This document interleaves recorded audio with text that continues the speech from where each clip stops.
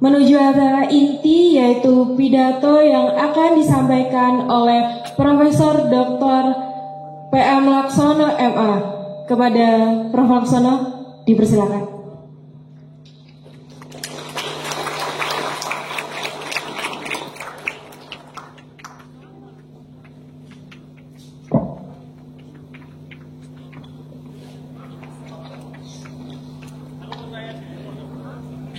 Selamat sore. Waktu rasanya cepat sekali berlalu, ya. Bukan saja sore ini, tapi juga sejak saya menjadi mahasiswa UGM tahun 72 dan hari ini tahun 2023, 50 tahun, ya. Jadi 50 tahun saya ada di bawah naungan Fakultas Ilmu Budaya. Banyak hal yang sudah diputarkan dalam film, dikatakan oleh Pak Hedi, dikatakan oleh Pak Pujo, ada di dalam pidato yang sangat rinci dan detail. Mungkin nanti karena waktu, saya akan mencoba di mana mungkin melompat, saya lompati. Bila mana tidak mungkin, ya mohon maaf bila saya minta kesabaran Bapak Ibu sekalian. Para pimpinan fakultas dan universitas, kolega dosen, tenaga pendidikan, dan mahasiswa, serta hadirin sekalian yang saya hormati dan kasih. Selamat sore. Assalamualaikum warahmatullahi wabarakatuh. Salam sejahtera, Om Swastiastu, Namo Buddhaya, Rahayu. Perkenankanlah saya menyampaikan pidato dengan judul yang singkat, yaitu Siap Kejut. Bapak, Ibu, dan hadirin yang terhormat, sejak Desember 1952, hampir pada setiap acara resmi di kampus Civitas Akademika bersama-sama menyanyi himne Gajah Mada setelah melantunkan Indonesia Raya. Inilah tradisi komunitas akademik UGM yang kita hayati dari generasi ke generasi. Sebagai bagian dari Civitas Akademika, perkenankanlah saya sekarang mengajak Bapak, Ibu, dan hadirin sekalian di sini untuk berbagi rasa. Saat bersama-sama melantunkan himne itu, saya mungkin juga saudara semua pernah merasakan bahwa tepat di saat itulah kita menyatu dalam komunitas. Tanpa struktur, tidak ada perbedaan antara mahasiswa dengan dosen, tendik maupun profesor di hadapan bangsa dan alma mater kita tercinta. Saat itu kita serentak, mungkin dengan hati gemetar, mengidentifikasikan diri sebagai mahasiswa, meskipun seringkali terjadi pada saat itu tidak seorang pun dari antara kita yang menyanyi itu mahasiswa. Bakti kami mahasiswa Gajah Mada semua, ku berjanji memenuhi panggilan bangsaku. Semua saja, sekalipun ia profesor berambut putih, rektor, dekan, dan pejabat sekalian jabatan yang ada di kampus sama-sama mengaku sebagai mahasiswa. Semua lebur sesaat dalam komunitas akademik, tidak ada yang terpinggirkan dan tersudutkan. Kita semua sama-sama merdeka menjadi aku, diri sendiri yang berjanji memenuhi panggilan dari bangsaku. Dengan puji syukur kepada Tuhan Yang Maha Kasih, selama hampir 50 tahun saya telah diperkenankan menjadi bagian dari komunitas, bahkan struktur kedinasan Fakultas Ilmu Budaya Universitas Gajah Mada. Semoga Tuhan memberkati kita semua. Ada waktunya kita berjumpa dan ada waktunya kita berpisah. Itulah anugerah kehidupan yang kita terima dari Tuhan. Perkenankanlah hari ini saya pamit dari gelanggang akademik yang pasti akan saya rindukan dalam sisa hidup saya.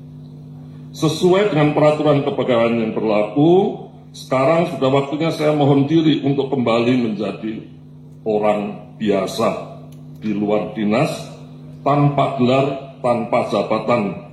Karena itu saya di sini berdiri tanpa toga. Ya. Jabatan sudah pelan-pelan saya tinggalkan. Pamitan perpisahan seperti ini rasanya berat untuk diucapkan. Gaung dan getar hati indah dari lantunan himne Gajah Mada yang sudah saya alami sepanjang setengah abad itu tentu saja sukar dilupakan. Gaung itu mungkin memang tidak untuk dilupakan. Biarlah ia menetap abadi, indah dan istimewa dalam rona ingatan pribadi saya. Pelajaran antropologi klasik tentang ritual menyatakan bahwa saat beralih status dari satu posisi ke posisi lain dalam hidup sehari-hari, bermasyarakat itu ada proses yang berlalu nyaris tidak terasa, bahkan tidak kita sadari karena kecepatan dan kemulusannya. Saking biasanya peralihan itu nyaris berlalu tanpa kenangan, tanpa sejarah baik lisan maupun tertulis. Hanya bila ada penanda-penanda khas, maka peristiwa yang seharusnya berlalu begitu saja itu akan membekas keras di teras kalbu kita. Sapaan dan senyum selamat pagi, selamat siang, dan tatapan mata ramah dari begitu banyak kolega kerja maupun mahasiswa FIB yang tidak dapat saya sebutkan satu persatu, terkadang ada saja yang sukar sekali saya lupakan. Beberapa di antaranya yang sulit sekali hilang dari pelupuk mata saya, misalnya sapaan dan senyum seperti dari almarhum Dr. Hans Yedaeng, almarhum Profesor Dr. Masri Singarimbun, almarhum Profesor Dr. Sumiati, Profesor Dr. Popi Inayati, Profesor Dr. Botiran, Profesor Dr. Sukiman almarhum, dan Profesor Dr. Michael Dove, Profesor Dr. Joko Soya, dan banyak lagi yang bila saya sebut namanya satu persatu, maka pidato ini akan berisi daftar nama saja. Baik untuk saya, tetapi pasti membosankan untuk hadirin semua. Gerak-gerik khas teman-teman kuliah pun satu persatu muncul di pelupuk mata saya. Justru ketika saya ingin melupakannya. Dalam selaras di medsos mungkin inilah disebut derita ingat mantan. Peristiwa biasa sehari-hari dengan mantan nyatanya membekas dalam kenangan, menukik sedalam-dalamnya hingga tidak dapat ditindis penghapus air mata. Dalam ilmu antropologi, ini dimengerti sebagai proses berkomunitas, yaitu berada di antara dua status yang berbeda, betwixt and between.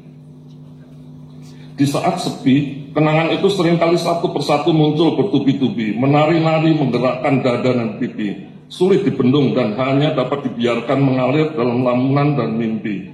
Terkaget-kaget karena kehabisan kata-kata dan karena getaran peristiwa itu, kita dapat terjebak latah, dikuasai sang penanda dari kenangan itu. Bila itu terjadi, kita dikuasai sang penanda dan tidak tahu diri. Sontak kita akan jadi bahan tertawaan. Seperti tiba-tiba saja komunikasi dengan tiba-tiba saja tanpa kendali diri, kita jadi luar biasa aneh, lepas dari rantai komunikasi dengan komunitas kita. Pada saat latah inilah kita dapat menjadi liam bagi diri kita sendiri dan juga bagi komunitas sehari-hari kita. Kemampuan mengendalikan diri agar tidak terjebak latah adalah inti agar hidup itu lumrah, biasa-biasa saja, orang aneh-anehi, tetap dalam relasi sosial silaturahmi dengan komunitas kita. Untuk inilah antropologi ada. Hidup menjadi orang biasa itu bagaikan hanyut tetapi tidak larut, nyaman selamat dalam air mengalir, rahayu tanpa terbendung batu atau angin, ngeli tanpa keli. Sudah semestinya para antropolog itu mengerti bahwa ilmunya menaruh perhatian pada keanekaragaman hidup berkomunitas yang biasa-biasa saja. Para antropolog biasanya sepakat bahwa ilmu antropologi itu tertarik mempelajari proses betapa manusia yang berbeda-beda itu dalam rentang sejarahnya masing-masing telah secara terorganisir mengembangkan aneka ragam budaya hidup bersama. Mereka itu kira-kira bertanya, bagaimana orang lain lian mereka telah menggunakan perangkat budaya hingga hidupnya dapat mengalir biasa-biasa saja. Mimpi berantropologi.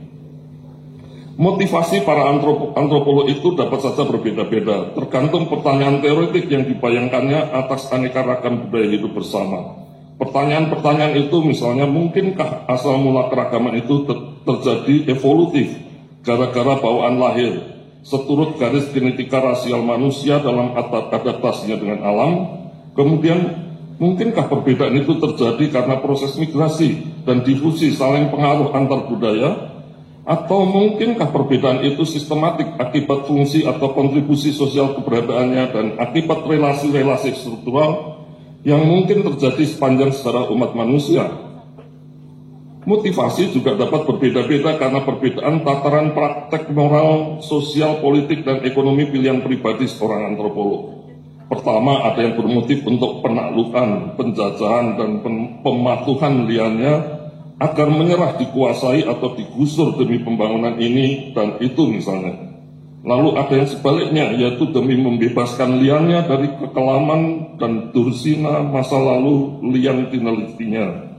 Masih ada lagi antropolog lain yang melihat liannya sebagai cermin pembelajaran untuk menemukan jalan keluar dari krisis yang terjadi pada masyarakat negerinya sendiri.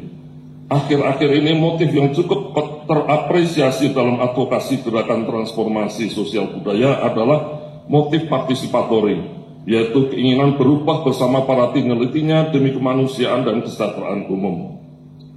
Berbicara mengenai motivasi berantropologi itu pada dasarnya berbicara tentang alasan memilih jalan keilmuan, yaitu menetapkan pilihan metodologi termasuk di dalamnya adalah pilihan epistemologi, batas-batas sandaran pencapaian kebenaran yang diacu.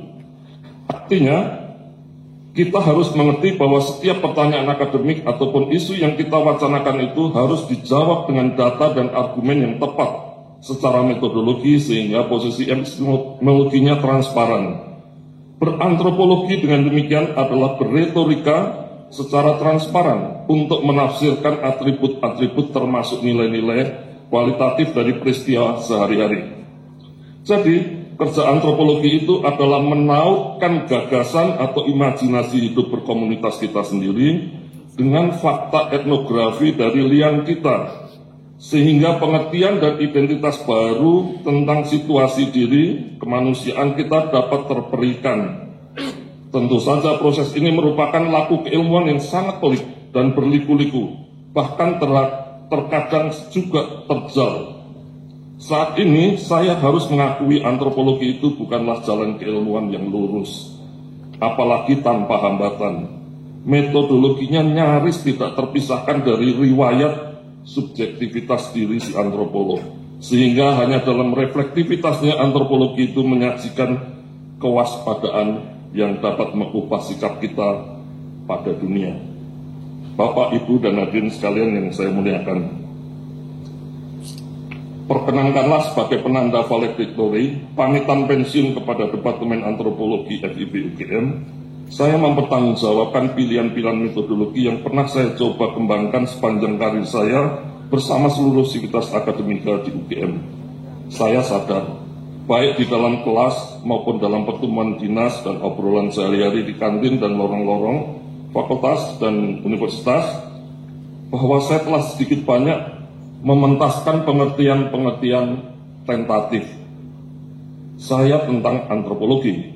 Banyak mahasiswa, dosen, pendidik, dan peneliti yang sedikit banyak tersentuh, tersentak, dan mungkin terprovokasi oleh kesementaraan dan ketidakstabilan pengertian saya pada antropologi dan pada peristiwa sehari-hari. Ya, Pak Pujo melabeli saya tukang ngeyel, nggak salah. Maafkanlah saya bila provokasi saya telah mengganggu dan menyesatkan kemapanan dan kenyamanan pikiran Bapak, Ibu, dan hadirin sekalian. Niat laku antropologi sejauh saya alami dan mengerti adalah kesiapan untuk terus berubah, mengalami pembaruan, tergantung saat dan situasinya. Oleh karena itu, perkenankanlah saya menuturkannya dengan mengikuti pola autobiografi tafsiriyah. Saya sangat bersyukur karena sejauh ini laku teoretik maupun metodologi antropologi belum dapat dikatakan mandek atau stabil. Banyak kontradiksi produktif masih terjadi di dalamnya. Situasi ini bisa jadi peluang berkembang, tetapi dapat juga menjadi jebakan moral. Semoga saja selama ini saya telah dapat menyampaikan pengertian-pengertian antropologi untuk perkara biasa sehari-hari, meskipun dengan retorika atau wiracarita yang terkadang aneh dan nyeleneh, polos bahkan impulsif. Mungkin sekali saya telah menjadi pengagum keanehan. Mohon maaf bila wacana saya pada Bapak, Ibu, dan hadirin semua terlalu tajam dan kurang tenggang rasa. Anggap saja kalau saya sebenarnya terlalu percaya bahwa retorika polos serta biasa-biasa tanpa basa-basi itu dapat membebaskan kita dari jebakan moral hipokrit dan oportunistik. Menurut almarhum ibu saya, aneh itu mungkin bawaan saya sejak dalam kandungan. Katanya 2 dokter mencemaskan keadaan bayi saya dalam kandungan, ibu tidak dalam keadaan baik-baik. Ada kemungkinan bayi tidak akan lahir selamat. Puji Tuhan, saya lahir selamat dan mendapat karunia sehat, bahkan beberapa kali lolos dari kelaparan serta wabah penyakit. Sambil mengingat peristiwa-peristiwa gawat di awal hidup saya itu, almarhum ibu pernah mematrikan satu kata bisikan halus dalam sanubari saya. Eling. Puji syukur kepada Tuhan yang Maha Kuasa. Hari ini atas perkenannya saya 70 tahun masih bisa bahagia berdiri pamitan pensiun di hadapan ibu, bapak, dan hadirin sekalian.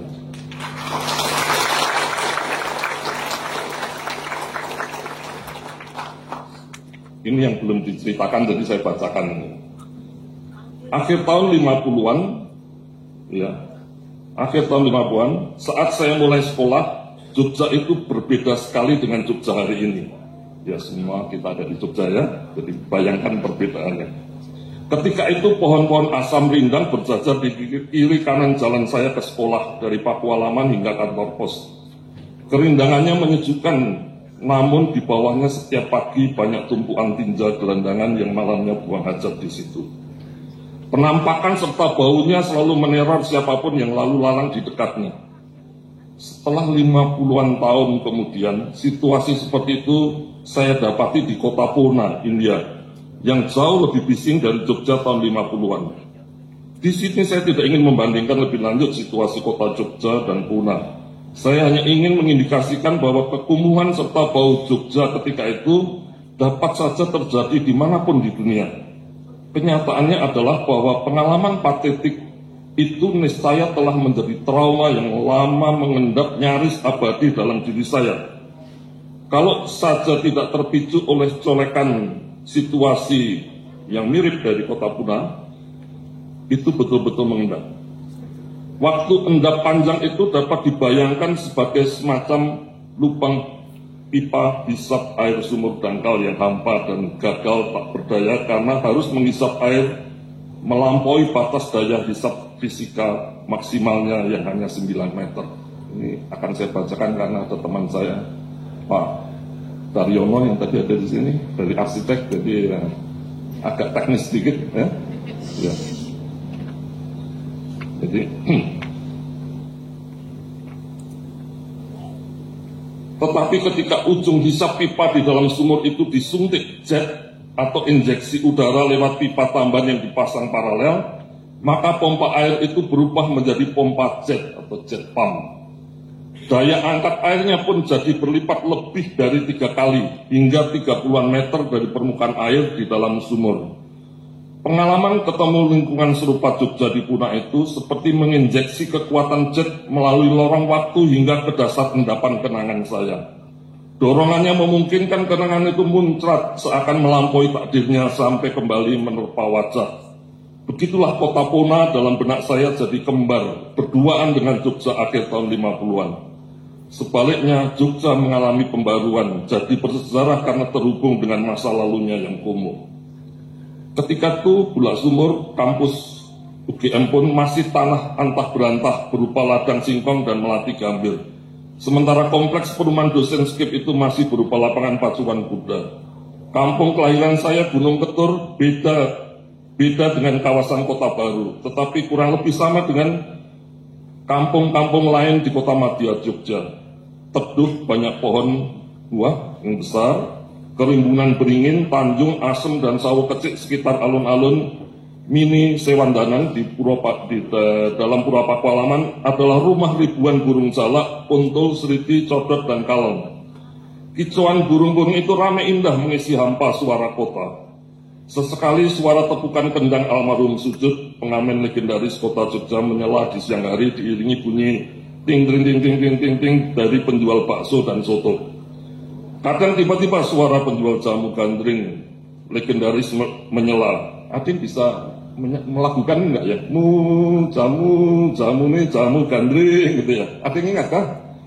Lalu sore menjelang malam setelah ribuan unggas hinggap kembali di pucuk-pucuk pohon, teriakan gelalur, cemeng, dan serak dari simbok penjual tape jali. Tape jali. Itu biasanya hadir menjelang maghrib.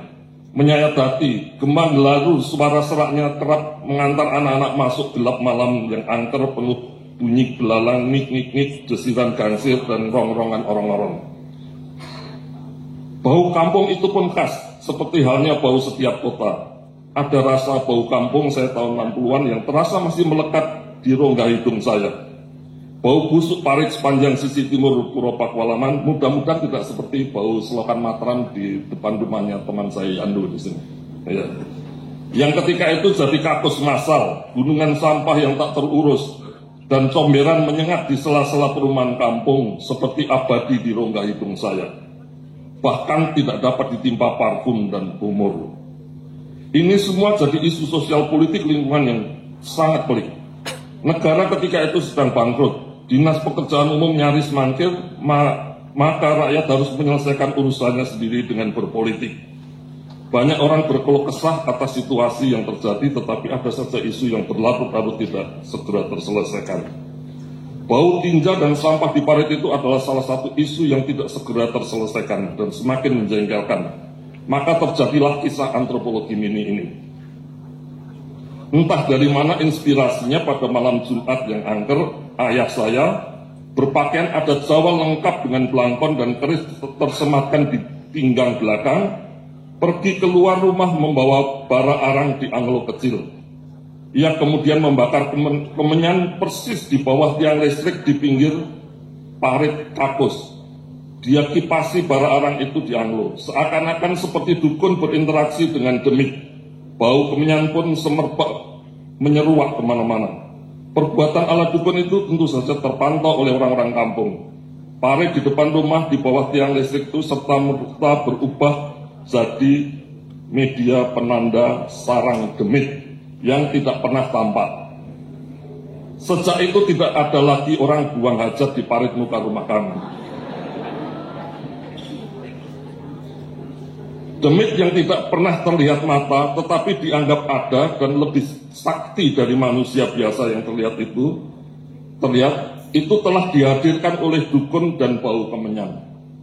Kelindang bebauan itu seperti kekal melekat di hidung saya tanpa ada kata-kata yang tepat untuk menyumbatnya satu persatu.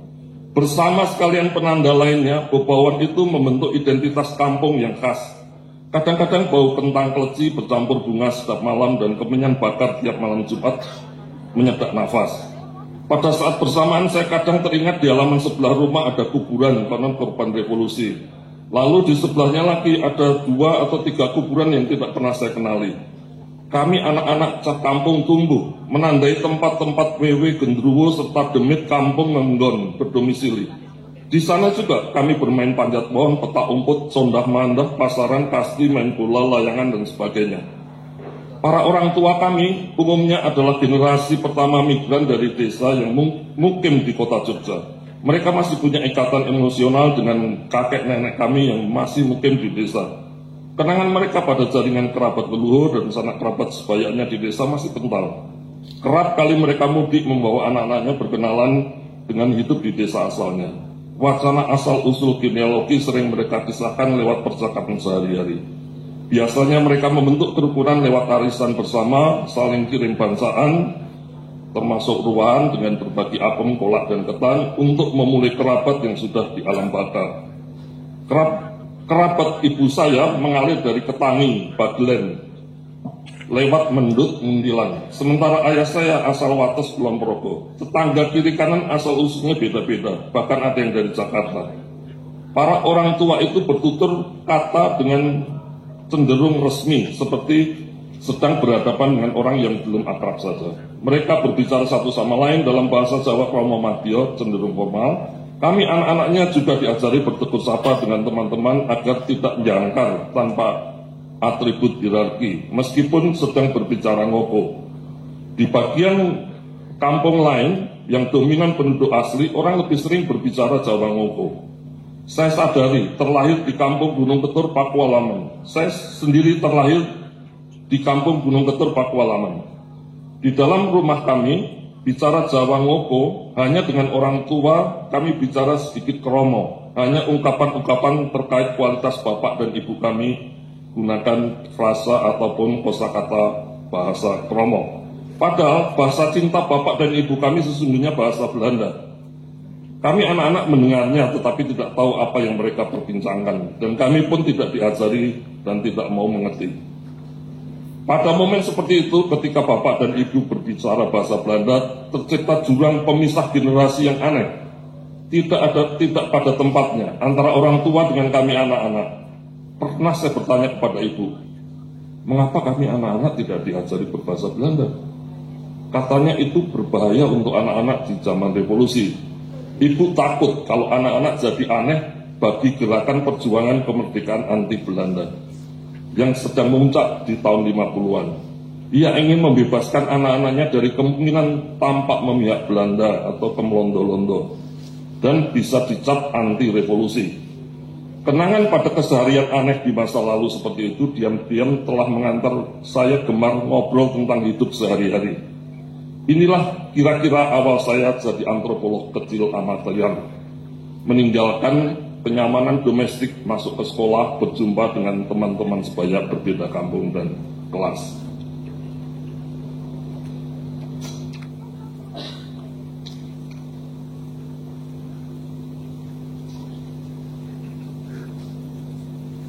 Jauh dari orang tua.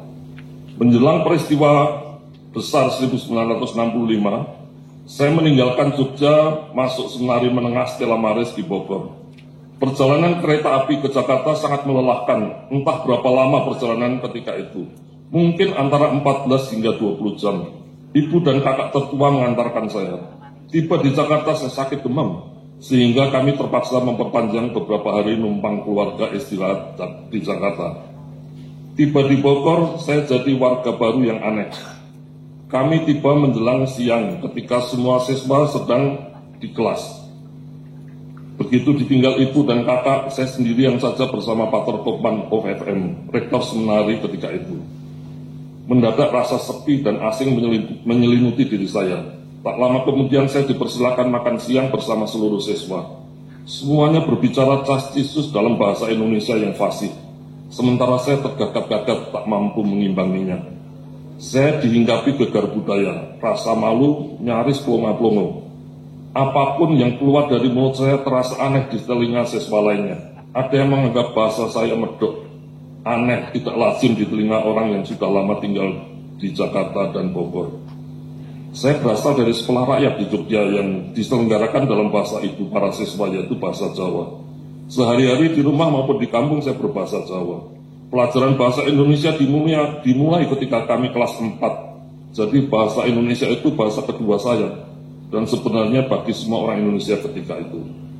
Surat-surat ibu kepada guru ketika melaporkan anaknya sakit lebih berbunyi Melayu daripada bahasa Indonesia modern seperti hari ini. Bisa dibayangkan seperti apakah krisis identitas hingga gegar budaya yang saya alami. Saat itu saya baru berusia 11 tahun. Saya merasa apapun kekurangan di rumah kampung dan Jogja masih lebih baik daripada di rantau.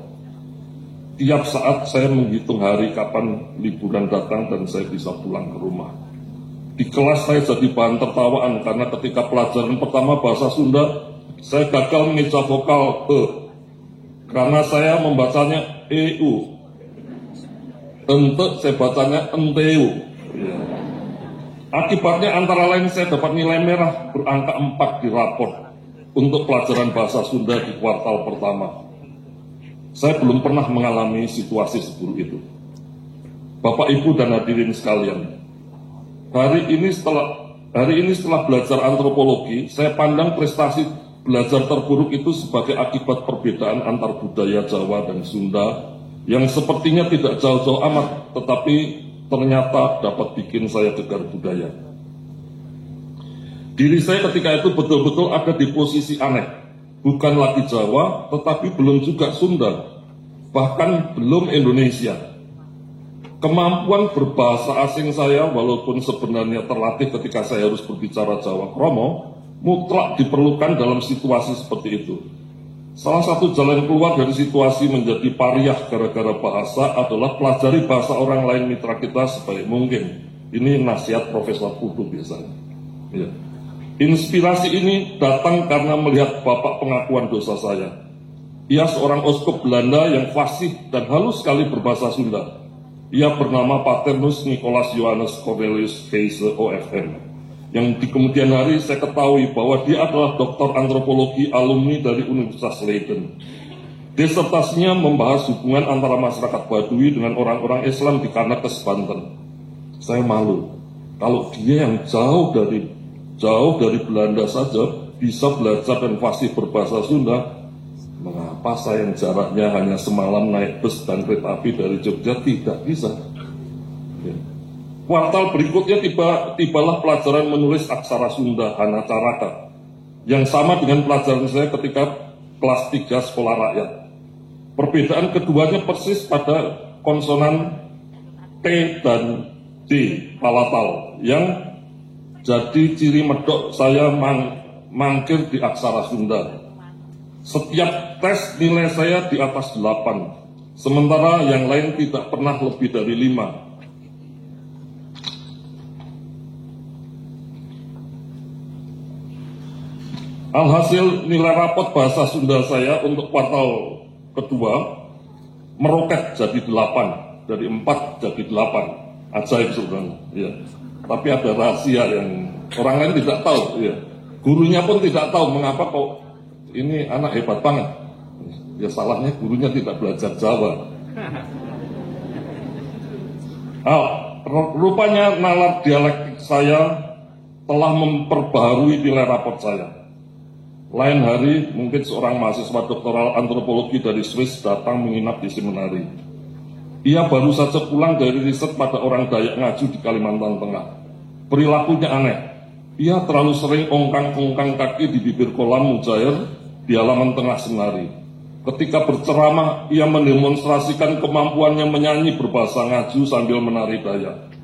Saya terperangah. Hati kecil saya berkata, sebagai orang Indonesia asal Jogja saja, saya nyaris gagal mengapresiasi bahasa dan budaya Sunda. Tetapi dia ini seorang antropolog Swiss berbahasa ibu Jerman dapat menyanyi dan menari Dayak. Mencari antropologi. Kemahiran berbahasa ibu Lian dari kedua antropolog itu memberi inspirasi. Kalau antropologi itu ilmu antar budaya yang dapat menyambung tali silaturahmi atas begitu banyak perbedaan budaya. Bulat sudah tekad saya untuk belajar antropologi. Harapannya sebagai orang Indonesia, saya tidak gagap meng-Indonesia, yaitu mengapresiasi kebinekaan bahasa dan budaya Nusantara. Pendek cerita, di akhir sekolah menengah atas tahun 1971 ketika saya sudah keluar dari seminari dan sekolah di Debrito bersama Pak Edi itu, ada survei kecil tentang minat melanjutkan studi ke perguruan tinggi. Kedapatanlah kalau saya satu-satunya siswa di sekolah itu yang mau melanjutkan studi ke jurusan antropologi. Seorang guru alumni Fakultas Sastra dan Kebudayaan UGM menghampiri saya berbisik manis. Kalau mau belajar antropologi sebaiknya jangan ke UGM. Jelek. Wow, saran Pak Guru itu harus saya pertimbangkan. Fakta berbicara, sejak tahun 1962 hingga tahun 1970 hanya ada 4 jurusan antropologi di Indonesia. Bayangkan ya, tahun itu 4 jurusan antropologi di Indonesia, yaitu UI, Unpad, UGM, dan Unsrat. Meskipun mahasiswanya sangat terbatas, hanya 2 hingga 16 orang per tahun. Sejak 1962, UI setiap tahun meluluskan sarjana antropologi. Oleh karena itu, ini ya, teman-teman saya dari UI datang ini, mereka bangga. Anak muridnya Profesor Kuncaraningrat ya sejak awal berdiri selalu meluluskan sarjana. UGM 10 tahun pertama tidak pernah meluluskan sarjana. Ada puluhan mahasiswa tiap tahun masuk antropologi Unpad, dan sejak 1967 sekitar setengah lusin diantaranya lulus sarjana. Sementara itu sejak angkatan pertama rombongan belajar tiap tahun di jurusan antropologi UGM selalu terbesar di Indonesia. Tepuk tangan dulu dong. Sampai hari ini saya kira antropologi UGM mencatatkan rekor terbanyak mahasiswa antropologinya ya. Sekarang merekrutnya sudah di atas 100 gitu. Ada puluhan mahasiswa tiap tahun masuk antropologi Unpad, dan sejak 67 sekitar setengah lusin diantaranya lulus. Sementara itu sejak angkatan pertama rombongan belajar tiap tahun di jurusan antropologi UGM selalu terbesar di Indonesia. Pertama kali dibuka ada 42 orang masuk kuliah. Lalu jumlahnya memang tiap tahun menurun hingga tinggal 15 saja yang masuk pada tahun 70. Rekor kelulusannya nihil sampai dengan tahun 70. Nah, karena itu ya orang jadi tidak suka masuk UGM, ya rekornya menurun, dan guru saya bahkan melarang saya jangan masuk ke antropologi UGM. Catatan statistik ini mengisyaratkan antropologi memang lebih populer di daerah daripada di Jakarta. Nah, yang dari Jakarta lu nggak populer kan? Tapi data seperti itu sepertinya cocok dengan bisikan Pak Guru saya, bahwa situasi jurusan antropologi UGM tidak baik-baik saja. Sehingga ia menyarankan saya untuk tidak masuk antropologi UGM. Ini ngeyelnya saya keluar. Apa boleh buat, belajar di Jogja itu satu-satunya kemungkinan terjangkau untuk kondisi dan situasi keuangan kami sekeluarga. Keputusan saya nekat alias bulat alias nekat. Tetap melamar antropologi UGM.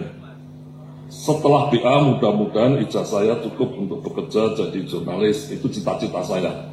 Ternyata sampai sekarang saya baru pamit pensiun. Hati kecil saya berkata bahwa sekolah boleh jelek, tetapi keberhasilan tergantung pada orang yang mau belajar, bukan pada sekolah maupun dosennya. Tolong mahasiswa yang masih mahasiswa, ya, kalau mau sukses jangan menggantungkan kami para dosen, dan jangan menggantungkan pada fakultas. Sukses itu kita yang menentukan. Ya. Seorang guru SMP saya pernah berkata di kelas bahwa murid TK 100% tergantung tuntunan guru. Lalu ketika murid itu masuk SD, ketergantungannya menurun, tinggal 75%. Nah, ketika di SMP, murid itu setengah merdeka, 50% lah gitu ya. Dan ketika SMA, ia 75% merdeka, dan tinggal sedikit saja tergantung pada gurunya. Jadi kelak saat masuk universitas, jadi mahasiswa, ia mengharapkan para siswanya 100% mandiri. Kenyataannya proses belajar dan berinteraksi dengan lembaga pendidikan tentu jauh lebih rumit. Tapi tekad saya belajar antropologi telah terpompa simplifikasi Pak Guru saya tadi. Memang hidup kadang-kala harus menggunakan simplifikasi. Ya. Nyaris pada detik terakhir masa pendaftaran mahasiswa, dokumen pendaftaran saya jadi mahasiswa diterima oleh panitia pendaftar di Balai Rum UGM. Setelah seluruh proses seleksi saya ikuti, datanglah Pak Pos mengantar surat panggilan pada orang tua untuk hadir ke Fakultas Sastra dan Kebudayaan UGM. Inti surat menyatakan kalau saya diterima kuliah antropologi. Dengan sangat bangga, bapak saya bangkit dari kursi jemurnya di pagi hari. Ia langsung masuk rumah berganti busana dektuh, ambil topi koboi kebanggaannya, dan langsung keluar mengayuh sepeda ondel menembus teriknya matahari siang. Lewat Purwanggan, Lempuyangan, Pridosono, Rumah Sakit Panti Rapih, dan langsung ke Fakultas Sastra. Ia menemui ketua panitia penerimaan mahasiswa Fakultas Sastra dan Kebudayaan. Ia diyakinkan bahwa saya sungguh-sungguh diterima sebagai mahasiswa antropologi. Sepulang dari perjalanan yang saya tahu pasti melelahkan untuk pensiunan yang lama tidak bersepeda seperti bapak saya, ia masuk rumah sambil buka topi menyerukan panggilan kesayangannya untuk saya.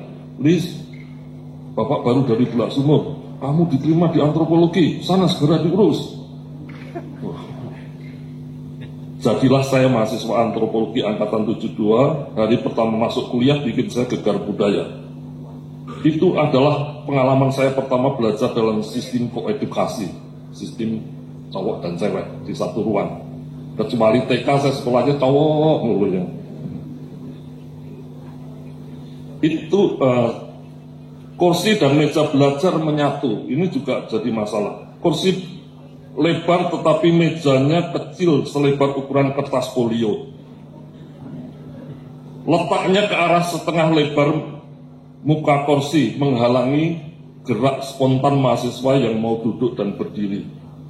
Siapapun kalau ingin duduk dan berdiri harus menggerakkan pantatnya, mengulir, giwar, ngebor. Itu sebetulnya penjara kecil untuk mahasiswa supaya jangan ngampleng dosennya. Kursi itu diam-diam jadi penjara mini bagi lantangnya kebebasan member akademi yang didengungkan semua universitas di dunia. Jadi itu sisi lain dari kebebasan, yaitu penjara. Tidak terasa penjara kecilnya di ruang kuliah. Untung baik sekarang sudah modern, ruangan ini tidak duduk pakai meja yang untuk kuliah. Ini meja lenggahan, jadi lebih bebas. Kepala dan mulut boleh bebas, tetapi kaki dan pantat kita tetap di tempat. Waktu perkuliahan tidak dapat diandalkan, bahkan tidak ada lonceng pergantian jam pelajaran seperti di SMA. Hanya dosen bebas bergerak di dalam kelas. Materi kuliah seperti suka-suka dosen. Penyampaian materi sebagian adalah lisan, modeling, bahkan bergaya mendikte. Diktare, dari kata Latin artinya memerintah. Sehingga jual beli diktat perkuliahan rangkuman para aktivis organisasi luar kampus pun ramai ketika itu. Tiba waktunya harus memotivasi diri. Potongan populer dari pidato John F. Kennedy berdegup di dada. Don't ask what the country can do for you, but ask yourself what you can do for your country. Ini mirip wacana Himne Gajah Mada yang menggetarkan hati para sivitas akademika UGM. Jadi apa yang dapat kita lakukan bagi antropologi dan Indonesia? Dengan motivasi yang sudah terpompa seperti itu dan menghadapi situasi kampus yang serba terbatas, tinggallah sikap ikhlas yang saya jadikan awalan strategi belajar antropologi di UGM. Berantropologi itu berilmu untuk orang lain, bukan sekedar tahu tentang orang lain. Tetapi dari mana saya harus memulainya? Kami satu kelas angkatan 72 beruntung sekali mendapat kesempatan materi kuliah, mendapat kesempatan pertama dan terakhir diajar oleh Profesor Sumadi Sumowidarto. Materi kuliahnya sudah tidak terlalu saya ingat, tetapi penampilan dan teknik mengajar di depan mata kami, para mahasiswa, sangat unik dan sulit sekali saya lupakan. Ia berbusana putih dengan lengan panjang, penampilannya santun seperti membungkukkan tubuh sambil menyapa para mahasiswa. Posisinya terus bergerak ke semua titik yang mungkin untuk mendekati mahasiswa hingga kursi yang paling jauh sekalipun. Jadi dia mendekati mahasiswa, bukan menunggu mahasiswa. Berjumpa antropologi. Tanpa terasa, sesungguhnya beliau mengajarkan langkah pertama belajar antropologi. Ini resep belajar antropologi, yaitu belajar menggunakan mata. Mata kita untuk melihat peristiwa yang tidak terlihat. Penglihatan mata saya pada Profesor Sumadi mengajar di kelas bertahan hingga hari ini. Bahkan menjadi inspirasi saya beraksi di depan kelas. Sepulang dari kuliah, ayah saya bertanya, "Kamu tadi belajar apa?" Sekarang saya agak lupa apa jawaban saya. Kalau tidak salah materi kuliah beliau ketika itu adalah Islamologi. Tetapi saya ingat bercerita pada ayah kalau dosennya luar biasa. Namanya Profesor Sumadi Sumowidarto. Penampilannya deft, rapi jali dan sangat kompeten. Ayah bilang, "Kamu beruntung sekali." Ayah kenal, beliau memang hebat, sampaikan salam ayahmu untuk beliau. Saat itulah saya sadar kalau saya tidak sendirian berkuliah. Tetapi cita-cita, harapan, dan relasi sosial ayah diam-diam mengendap di benakku saat kuliah. Ternyata belajar antropologi itu tidak pernah soliter mutlak, karena mata kita selalu mata sosial. Kita hanya melihat apa yang mau kita lihat, dan diri kita pun selalu mengemban kepentingan sosial kita yang terus-menerus kita refleksikan pada lian di depan mata kita. Kelas antropologi adalah kelas proses belajar yang semestinya memuat sebanyak mungkin tanggapan etnografik bagi hidup kita sehari-hari. Kami berterima kasih mendapatkan begitu banyak stimuli dari kebersahajaan almarhum Dr. Hans J. Daeng yang selalu membawa serta pengalaman sehari-hari pribadi beliau ke dalam diskusi. Bekal masuknya ke dalam kelas selalu penuh dengan kisah perjumpaan antar budaya yang dialaminya. Ia sebagai perantau dari NTT mengundang reaksi mahasiswa dengan begitu banyak pertanyaan dari apa yang ia alami di rumah kontraknya di tengah kampung. Menimba air dan mencuci baju bersama tetangga, melihat kerbau menarik bajak di sawah belakang rumahnya, dan berbelanja sayuran bersama istri di pasar Sentul dan sebagainya. Banyak kali mahasiswa hanya menoleh kiri kanan, tidak siap menjawab. Kalau ada yang menjawab, beliau punya susulan pertanyaan yang lebih eksplisit, komparatif, dan reflektif. Pendek kata, Pak Hans Daeng mampu mengkomunikasikan antropologi secara wajar, serta mudah, tanpa retorika dan melambung-lambung. Setelah melewati masa propades, kami mahasiswa antropologi Angkatan 72 menerima pengapesan. Apes kami. Mulai tahun 73, jurusan antropologi UGM harus menutup program doktoral. Sejak itu, tujuan puncak studi kami adalah mencapai jenjang sarjana muda. Studi selanjutnya untuk menjadi sarjana tertutup, apalagi jadi magister dan jadi doktor. Sarjana saja tidak bisa di sini. Yaitu pengapesan milih UGM, apa boleh buat. 2 tahun kemudian UGM mendatangkan Profesor Dr. Masri Singarimbun, antropolog yang tulus berkaliber untuk menjadi dosen di Fakultas Ekonomi dan untuk mendirikan lembaga kependudukan. Dengan sangat cepat empatinya pada jurusan antropologi memuncak. Ia tidak hanya mengundang dosen antropologi untuk bekerja bersama para dosen fakultas lain di lembaga yang baru saja dirintisnya, tetapi beliau juga mau membagi waktunya mengajar kependudukan di kelas kami. Kelasnya seperti membukakan mata bahwa urusan antropologi dapat bersinggungan dengan urusan statistik kependudukan, fertilitas, keluarga berencana, migrasi, hingga peramalan jumlah penduduk di masa depan. Saya melihat secercah cahaya di ujung terowongan dari kelas ini. Dalam waktu singkat saya lalap tumpukan modul pelatihan kependudukan nasional yang kebetulan diikuti kedua orang tua saya, karena bapak ibu punya anak banyak, rupanya menjadi target diberi latihan kependudukan sebelum keluarga berencana dicanangkan. Tapi diktat-diktatnya berfaedah untuk saya. Diam-diam langkah saya beberapa kali lebih cepat dari situasi atau irama kelas. Dapat kejutan. Pada satu siang saya masuk kelas kependudukan yang sedang membahas ramalan pertumbuhan penduduk. Hanya dalam beberapa saat saya tertidur. Saya kaget terbangun karena nama saya dipanggil. Dalam keadaan setengah sadar saya menjawab, "Ya Pak, coba saudara jawab," kata Pak Masri. Dengan gugup saya memberanikan diri bersuara sambil menghela nafas. "Mohon maaf Pak, bisakah diulangi pertanyaannya?" kata saya. "Jumlah penduduk tahun titik-titik adalah sekian titik-titik. Tingkat pertumbuhannya titik-titik per tahun. Berapa jumlah penduduk itu 10 tahun yang akan datang?" Lanjutnya, tanyanya, "Baik Pak, bolehkah saya maju ke papan tulis?" Lanjut saya, "Silakan." Dengan cepat saya selesaikan soalnya. Wajah beliau berubah total, teduh sekarang. "Benar, silakan duduk kembali." Kantuk saya hilang hingga akhir kelas. Beruntung sekali keteledoran saya tidur tidak bikin drama kelas.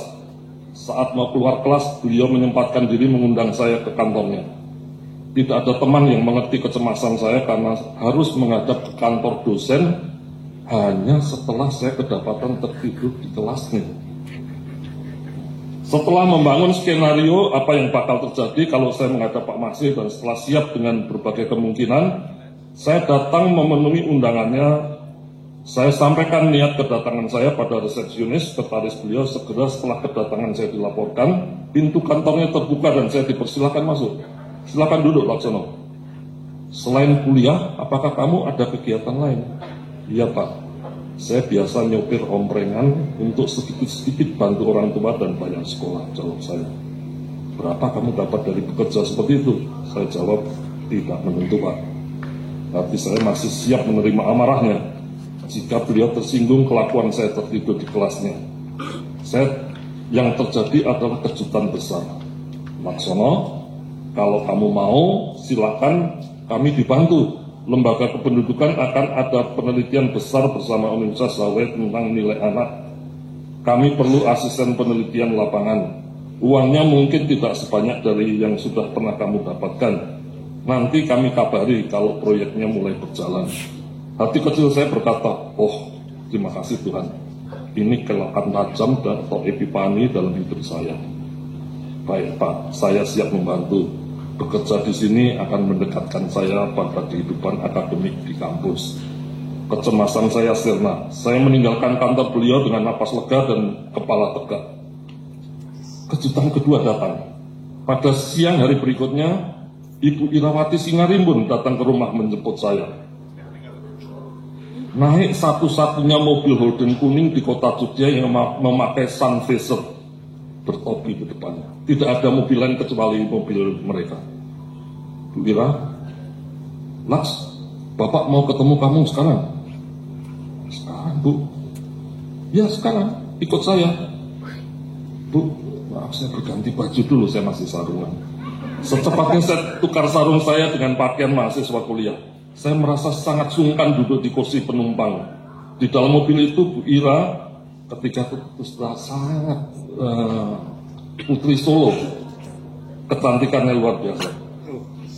Bu Ira lebih banyak bicara terutama tentang kebingungannya. Entah ada apa Bapak itu dengan kamu, Laks. Bapak ingin secepatnya kamu datang. Kecemasan saya muncul kembali, yang kemarin sudah hilang muncul kembali. Rasa canggung mengungkung batin sepanjang perjalanan dari Gunung Ketur sampai Bulak Sumur. Tiba di Bulak Sumur H6, kantor lembaga kependudukan ketika itu, dengan lincah Bu Ira keluar mobil mengantar saya ke muka pintu kantor Pak Masri. Pak, ini Laksono sudah di sini, kata Bu Ira. Silakan masuk Laksono. Berdua saja kami di kantor. Begini Laksono, kami mengalami masalah dengan survei vasektomi dan tubektomi. Ada banyak responden tercecer belum diwawancarai dan mereka tersebar di banyak desa. Sementara itu, tim peneliti sudah bergerak ke desa-desa lain. Tolong kamu cari dan wawancarai mereka pakai motor kantor saja untuk itu. Pendek kata, saya terlibat dengan ratusan mungkin wawancara lewat kependudukan. Sepanjang bekerja di kependudukan, saya berkomunikasi dengan banyak antropolog yang didatangkan dari mancanegara dan ya, berkaliber. Tetapi wacana formal di atas ketika membicarakan penelitian itu wacana makro, yaitu wacana survei. Jadi para antropolog itu sebetulnya sama-sama ngempet, sama-sama menahan diri untuk berantropologi. Termasuk Pak Masri sendiri, ya, disertasinya Kinship Design and Alliance Among Sekaro, itu tidak pernah dibicarakan di kependudukan, tapi ada di perpustakaan. Jadi diam-diam kami para antropolog itu menggerilya, antropologinya menggerilya, wacana antropologinya itu di bawah permukaan. Nah, itu yang terjadi, dan itulah yang membangun komunitas antropologi di UGM. UGM masih tertutup program doktoralnya. Ya. Saya kemudian betul-betul didampingi oleh Pak Masri. Ketika bersama Pak Edi di Belanda, kami pergi ke Inggris, piknik ke sana, Pak Masri menengok saya ke tempat mondok saya di Belanda. Tentu saja tidak ketemu, beliau tinggalkan kartu nama. Laksono, saya mampir. Aduh, Pak Masri sampai ke sini. ketika saya di Amerika, di Cornell, Pak Masri bukan sendirian, sekeluarga bersama ibu dan putri-putrinya, kami antar sama-sama perjalanan ke Niagara. Saya ingin mengatakan di sini bahwa antropologi bukan saja antropologinya tidak sendirian, tapi tumbuh karena komunitasnya.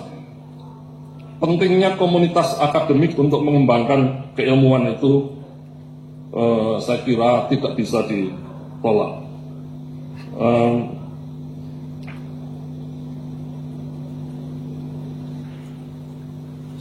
Bapak, Ibu, dan hadirin sekalian, menurut Profesor Kuntarenggrat, seperti halnya antropologi di negara-negara lain, antropologi Indonesia berkembang dari berbagai bidang studi baik akademik maupun aplikatif yang luas. Dari pengamatannya pada Direktori Current Anthropology, Kuntarenggrat bahkan menemukan nama-nama antropolog yang disiplin dan profesinya sangat beragam. Anatomi, linguis, filolog, sejarah kebudayaan, sosiolog, dan hukum, misionaris, administrator, kurator, begitu banyak bacaan. Kita mungkin mengerti bahwa antropologi lahir dari rahim filsafat anti-rasialisme di negara-negara kolonial yang mengalami krisis moral sosial justru karena ekonominya tumbuh. Kalau sosiologi katakanlah seperti yang dilahirkan Durkheim, Karl Marx, Max Weber, dan Talcott Parsons, mencari jawabnya berangkat dari tema-tema studi tentang isu-isu sosial di Barat, bunuh diri, pembagian kerja, konflik kelas, etika, protestan, hierarki sibernetik dalam sistem sosial, dan lain-lain. Maka antropologi lahir dengan semangat pencarian eksotika, mencari jawab atas krisis kehilangan kapasitas diri ketika harta negerinya berkelebihan dengan melihat situasi lian primitif di negeri terjajah. Posisi antropologi di Indonesia dengan sangat komprehensif telah dipetakan oleh pendekarnya, yaitu Profesor Kuntarenggrat. Beliau memaparkan sejak pertengahan abad ke-19, De Hollander dan P.J. Vet meramu karangan tentang bumi dan suku-suku di Hindia Belanda. Dari para musafir misionaris inilah terkumpul ilmu Land en Volkenkunde van Nederlands India. Ilmu itu kemudian surut, ya, dan baru bangkit kembali setelah tahun 50-an. Bahkan oleh He Held, antropologi di dalam antropologi today disebut science of leftovers atau ilmu sisa-sisa. Saya lompat ke bagian akhir saja, waktu tidak memungkinkan.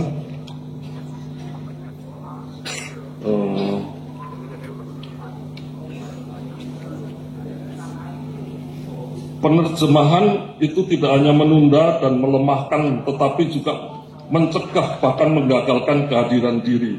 Ngokonya secara penuh dan wacana. Ini setelah saya belajar ke Cornell, saya banyak belajar tentang pasca strukturalisme, terutama dari Jean Siegel, dan mengenai gerak revolusi dari studi Ben Anderson.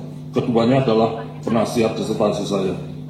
Nah, ada problem dengan perkara penerjemahan, karena orang Jawa seperti tadi biasa berbicara dalam dua bahasa, bukan satu bahasa sebetulnya. Saya dengan Pak Budu suka berbeda pendapat. Kita punya ragam, kadang-kadang ngoko dan kromo. Dan kromo itu sebenarnya bahasa asing. Bahasa ibu kita, saya itu ngoko. Dan kalau kromo saya harus menerjemahkan bahasa asli saya. Penerjemahan itu problematik. Penerjemahan itu tidak hanya menunda dan melemahkan, tetapi juga mencegah bahkan menggagalkan kehadiran diri ngokonya secara penuh dalam wacana.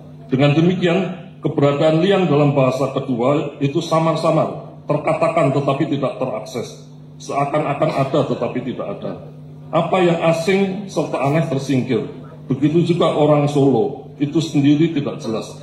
Dalam hal ini peristiwa komunikasi lian orang Solo tergambarkan tetapi hasilnya tidak pernah jelas. Bisa apa saja.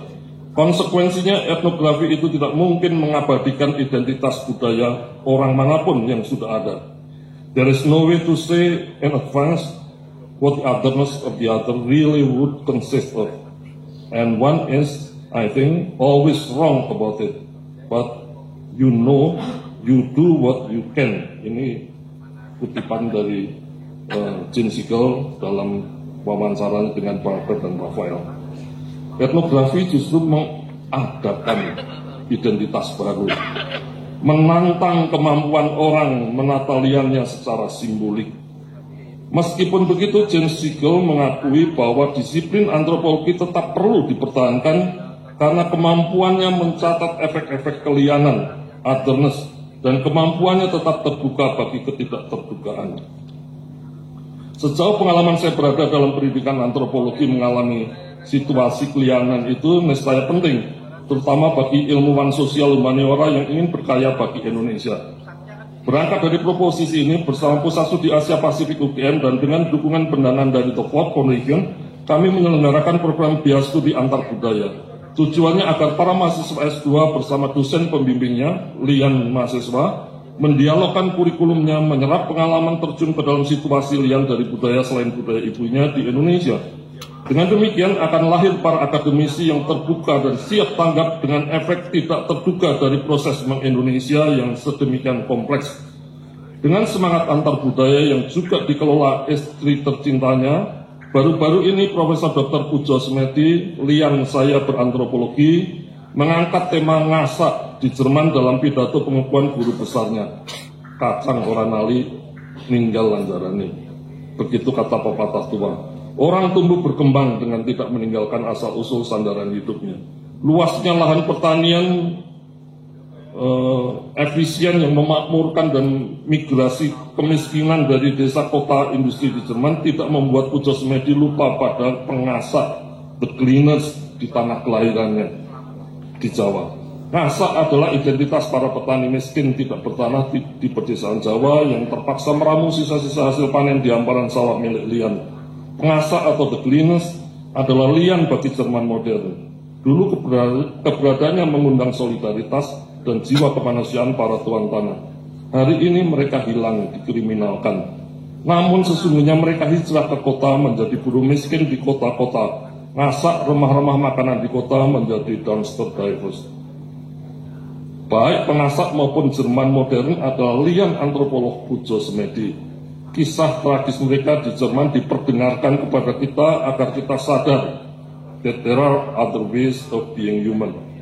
Jerman modern gagal secara simbolik mengapresiasi para pengasak di pedesaan sebagai bagian dari dunia pertanian yang rasional. Tidak ada tempat bagi para pengasak ketika hak atas hasil panen itu menjadi hak eksklusif investornya. Kriminalisasi adalah titik akhir perjalanan hidup para pengasak di Jerman. Kisah inikah yang kiranya disarankan oleh Pujo Smedi agar kita jadikan posisi pandang kritis antropologi terhadap sejarah kita sendiri? Coba kita renungkan. Misalnya ngasak di pedesaan sekitar Jogja. Sepertinya praktek ini sudah hilang sejak para petani lebih suka menjual panenannya kepada para penebas tamak. Pedesaan berubah jadi perkampungan. Pemecahan milik lebih sering terjadi daripada konsolidasi tanah pertanian menjadi hamparan lahan industri pangan yang luas dan efisien. Macam-macam pekerjaan tumbuh di kampung. Dari pinggiran kampung, para miskin itu mayang-mayang ke sana kemari keluar masuk perkampungan. Dulu mereka pernah disebut sebagai tukang beling, tukang golek tegesan, dan sekarang pemulung. Kehadiran mereka aneh, sulit diidentifikasi siapa mereka. Mereka Lian bagi orang kampung, kerjanya mulung atau memungut apa saja yang dianggapnya sudah pasti tidak beridentitas. Sekali lagi yang sudah dianggapnya pasti tidak beridentitas, padahal belum tentu. Jadilah mereka itu ketidakpastian itu sendiri. Untuk itu banyak tulisan, bahkan spanduk di mulut jalan masuk kampung dan perumahan. Pemulung dilarang masuk. Ironisnya, pemulung tetap saja berkeliaran. Internet tidak kekurangan data bagaimana pemulung jadi korban pemukulan, pembacokan, hingga pembunuhan oleh warga kampung yang gagal menyapa liannya.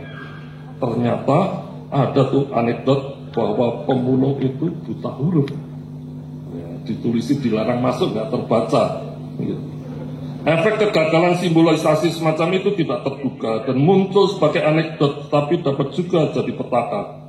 Sedikit berbeda dengan sejarah yang mengakses peristiwa yang pasti sudah terjadi di masa lalu, antropologi itu mengajak kita bersiaga, terbuka mengerti efek simbolisasi kehadiran lian yang mengejutkan. Para antropolog itu sendiri adalah lian asing yang sering kali aneh dan mengejutkan para informannya.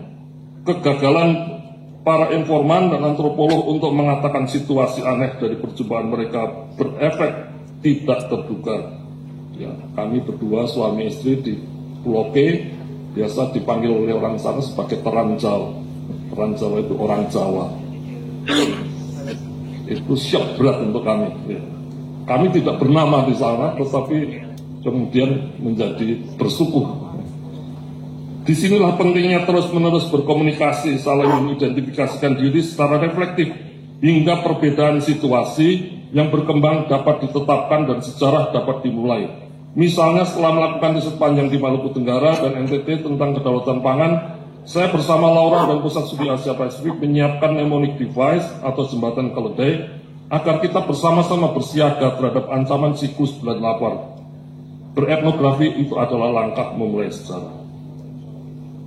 Atas berkat dan karunia Tuhan Yang Maha Kasih, saya beserta istri Yuliana Widiati Nuraini dan anak kami Monica Maria Widya Setiarini, dia tidak bisa datang hari ini, Franciscus Sales Makastowo yang tadi sibuk menyiapkan pizza untuk nanti buka bersama, serta Patricia Pratitasari telah diperkenankan menjadi bagian dari keluarga besar Fakultas Ilmu Budaya.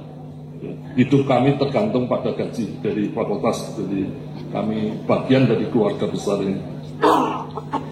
Beberapa hari lagi masa pensiun yang bahagia itu tiba. Saya sangat bersyukur dan berterima kasih karena telah mendapatkan begitu banyak dukungan dari para pengurus maupun seluruh sivitas akademika UPFIB untuk sedapat mungkin menuntaskan masa karya akademika FIB, untuk dapat menuntaskan masa karya bakti saya dengan selamat sejahtera. Dalam hal ini, saya secara khusus berterima kasih kepada para senior, junior, mahasiswa saya di Departemen Antropologi yang secara sangat istimewa telah menjamin saya selamat mengemban tugas-tugas saya. Kita bersama-sama telah mengantropologi, saling menjadi lian ketika kita rapat departemen, ketika di ruang kuliah, hanya untuk rukun, bahu-membahu menjadi satu ketika kita beraksi untuk terus siap kejut mengadakan antropologi. Semoga pidato panjang ini telah membesarkan hati kita semua. Yang belum dibaca silakan nanti dibaca sendiri ya. Seperti sering kita bicarakan di kala jeda, hari-hari ini kita sedang mengalami tekanan dunia yang serba digital, eksklusif, tergantung pada sistem nomenklatur yang terstruktur. Antropologi justru sangat dibutuhkan. Nyaris setiap hari kita harus berurusan dengan gadget dan laptop, mengisi ini itu meneliti nomenklatur yang tersedia. Tetapi percayalah bahwa antropologi selalu siap mengadakan apa yang belum ada, meskipun kita bukan sang pencipta. Sebab antropologi terbiasa pada situasi yang belum teridentifikasi dan belum terdaftar dalam nomenklatur masa kini. Seperti halnya ngasak di Jerman, meskipun tidak diakui lagi oleh nomenklatur nasional negerinya, toh antropologi dapat memungutnya. Untuk apa? Agar kita semua siap memikirkan efeknya. Bila pengasak kita di mongso Bedorokolo, di mangsa Betarakala, tersingkir dari nomenklatur budaya ibu asuhnya, yaitu budaya para petani gurem.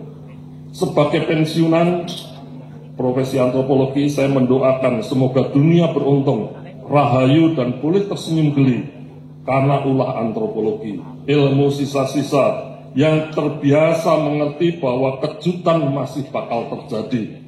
Terima kasih sobatku semua, maafkan segala kekurangan kami sekeluarga, selamat berjuang dan semoga Tuhan memberkati kita semua.